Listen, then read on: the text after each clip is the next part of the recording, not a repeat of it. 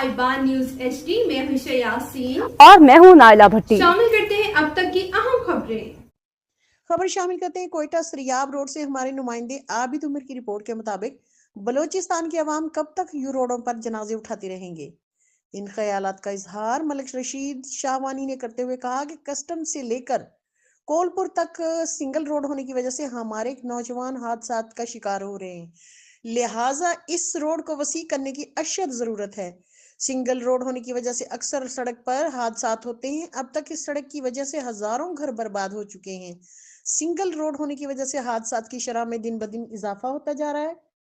मलिक रशीद शाहवानी ने मजीद गुफ्तगू करते हुए कहा कि हमारे मुंतखब नुमाइंदों की खामोशी और हर दौरे हुकूमत में इस इलाके को नजरअंदाज करने की वजह से इस रोड पर काम नहीं हुआ। जब तक बहैसियत मजमूई हम अपने मसाइल, अपनी महरूमियों और परेशानियों पर एक नहीं होते, इसी तरह अपने प्यारों के जनाजे उठाते रहेंगे। लिहाजा वज़ीर बलूचिस्तान सरफराज भुट्टी और MN ने नवाबजादा मीर जमाल रईसानी और सूबे के आला हुकाम से अपील करते हैं कि इस सड़क को मोटरवे के तर्ज पर दो रवैया बनाया जाए। देखते रहिए साइबान न्यूज HD नसरीन अनवर के साथ।